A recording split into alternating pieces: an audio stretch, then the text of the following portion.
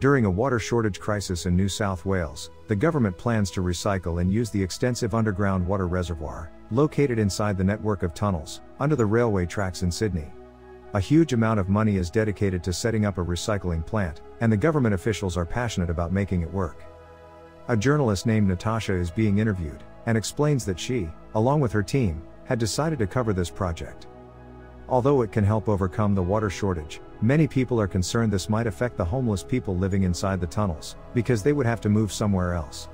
The government begins evicting them from the tunnels, but it is almost impossible, due to the extensive network, and the utter darkness, that makes it difficult to navigate. Soon, the Environment Minister claims that the area has been evacuated, and the project is going to start soon.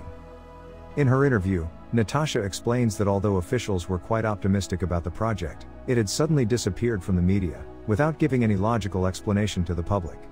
The situation made her realize something serious was going on, so she decided to dig in to get more information, as it was her job to uncover the facts.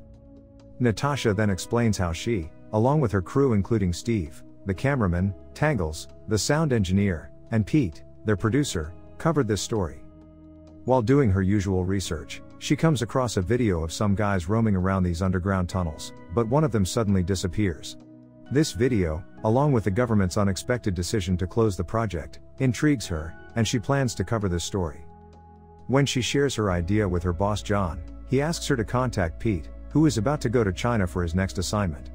Knowing he might have to leave his own project to cover this story, she feels uncomfortable bothering him, as she and Pete do not get along. When she hesitantly discusses it with him, he reacts as expected, and protests to John, who still favors Natasha, and urges him to go with her. Once the group agrees to take on the project, they start attending different government conferences, to find further details about the closure of the recycling project. During this time, they also learn that not only are the homeless guys still living in the tunnels, some of them mysteriously went missing as well. Natasha also questions the Environment Minister about this ongoing controversy, but he refuses to answer any questions on this subject matter. Seeing this, the team thinks the government is well aware of what's going on inside the tunnels, but is intentionally hiding the facts from the public. As the next step, Natasha starts visiting different shelters, to find any homeless guys who once lived down there. During her search, she comes across a guy named Trevor, and decides to interview him, as he was also a resident there. While interviewing him, they ask him about the living environment inside the tunnels. They also ask him if he knows someone in his community who went missing from the tunnels. This question disturbs him. After they decide to visit these tunnels to look by themselves, Natasha calls the transport department to make the necessary arrangements, but learns no one is allowed to go there. Being determined to work on this story at any cost, she lies to her friends, saying although they don't have any permit, their boss John will cover for them if something bad happens. At night, they arrive at the entrance, but are stopped by the security guard, who reveals no one is allowed to enter the restricted area. Natasha also tries to bribe him, but it offends him even more, and he asks them to leave. The team does not give up, and finds an alternate route to enter the tunnels. As the scene switches to Steve's interview, he explains he had a strange feeling about that place, so he decided to film every moment, thinking if something goes wrong, they will use the footage as evidence, to prove it was Natasha who urged them to go there. He also tells the audience that they closed the doors behind them to cover their tracks, but now he thinks it was the biggest mistake they made. They eventually get to the tunnels, but realize it's completely dark inside, and they can't see anything without turning on the flashlights. They also find out about the complex network, and learn it won't be easy to find their way back. There are numerous tunnels branching in every direction, and some of them are not even mentioned on the maps. As a first impressions, they think the area is not just massive, but has a scary feel, due to the darkness and complete abandonment. After walking a few meters, they come across the stuff of homeless guys, revealing the government failed to evacuate the area, and was lying about it to the general public. Natasha explains, the tunnels were initially built as the Underground Railway network, but were also used as air raid shelters during World War II. The area is fully equipped, with all the necessary amenities required by the soldiers, to stay there for extended time periods. After proceeding further, and taking a few shots for the documentary, they arrive at a lake, and start recording the video, in which Natasha reveals about finding the water reservoir, that has been the topic of recent controversy. During the recording, Tangles hears a strange sound, and asks them about it, but they deny hearing anything at all. They resume the video, but he still complains about the noise, which they think is a technical fault, but he is sure something else is going on in the background.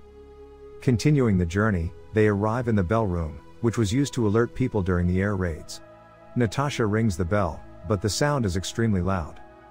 As the sound is deafening for Tangles, who is using headphones, he goes to the adjoining room to catch a better quality, and asks Steve to hear the audio for him.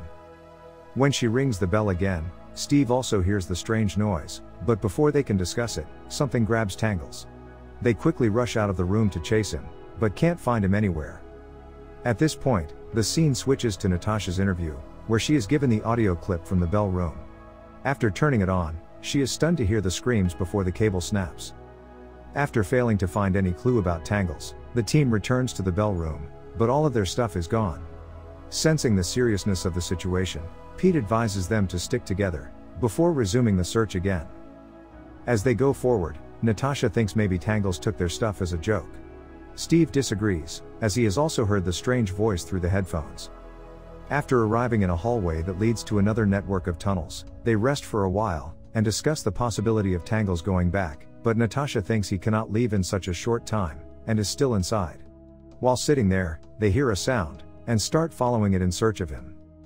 The group then comes across a room, filled with still dripping blood, and finds Tangles' torch on the floor. This situation creates fear, and Natasha thinks whatever took him might be close, so they should leave the area immediately. After coming out, she finds out that her camera has been moved from the place where she left it, although they were inside for just a few minutes. Upon looking at the footage, they learn that someone picked it up, recorded them in the room, and left just before they came out. Pete gets scared of the situation, and suggests getting out of there, but Steve refuses to leave without Tangles. They argue with each other, but Pete convinces him to come with him, saying they can be safer if they stay together, and he unwillingly agrees, thinking he is leaving his friend behind. While trying to find an exit, they hear someone calling them, and find it's the security guard, who tried to stop them earlier. As they tell him about Tangles, he gets afraid, and starts walking away, while ignoring their requests for help. They go after him, but as he reaches the corner, something grabs him and disappears into another tunnel. The group screams out of horror, and rushes back to another room, where they remain hiding to make sure that the thing that captured the security guard has left the surroundings. After treating Steve's injured arm, they resume the journey, but find two different tunnels that are not mentioned on the map. Pete thinks instead of going forward, they should wait there, and John will eventually send someone to rescue them. When he shares it with Steve, he agrees, but Pete learns Natasha never told John about coming down there. He starts arguing with her about her irresponsible behavior, but she says she needed to cover the story at any cost. Pete gets angry with her, and holds her responsible for Tangles' death. He angrily snatches the camera from her, and forces her to record a video, explaining how they lost a friend due to her selfishness, but she is unable to say anything. After the argument, Pete starts walking again, but hears a strange sound, so they extinguish all the lights, and use a night vision camera to look at the source of the sound, but find the security guard in a miserable state.